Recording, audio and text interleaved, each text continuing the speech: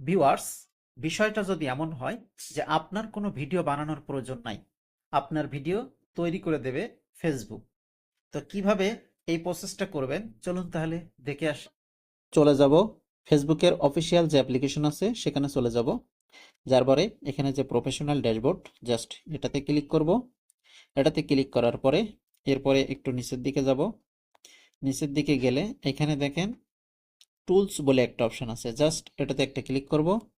এটাতে ক্লিক করার পরে একটু নিচের দিকে গেলে এখানে দেখেন আছে কুইক ক্রিয়েট। জাস্ট এই কুইক ক্রিয়েটে একটা ক্লিক করব।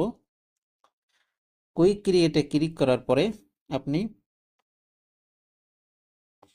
এর নিচের দিকে গেলে এইখানে দেখতে পাবেন, দেখেন রিলস টেমপ্লেটস।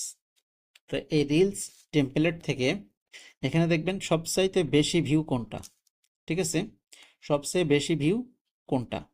তো এইখানে দেখেন অনেকগুলো ভিডিও কিন্তু আছে, ঠিক আছে, এবং প্রচুর ভিউ সেগুলো। তো আমরা এখানে সবচেয়ে বেশি একটা দেখতে পাচ্ছি 54 মিলিয়ন। আমরা এই টেমপ্লেটটা ইউজ করব। তো এখানে ক্লিক করলাম। ক্লিক করার পরে এখন আপনার কাজ হচ্ছে, এখানে বলছে সিলেক্ট ক্লিপস, ঠিক আছে, অর্থাৎ ক্লিপ আপনি সিলেক্ট করে দেবেন।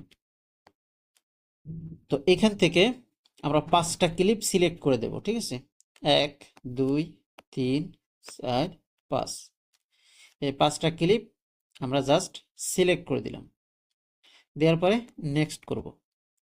নেক্সট করলে দেখেন এখন 5টা কিন্তু সবকটাতে ক্লিপ চলে গেছে। এখন নেক্সট করব। নেক্সট করার পরে এখন এইখানে আপনি আবার নেক্সট করবেন।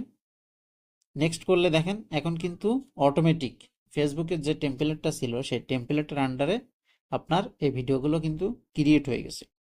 এখন আপনি এখানে ডিসক্রিপশন দিয়ে জাস্ট আপনি ভিডিওটা শেয়ার করে দেবেন। তো এভাবে এই টেমপ্লেট ইউজ করে যদি আপনি ভিডিও পাবলিশ করেন তাহলে আপনার হিউজ পরিমাণে কিন্তু ভিউজ পাওয়ার সম্ভাবনা থাকবে।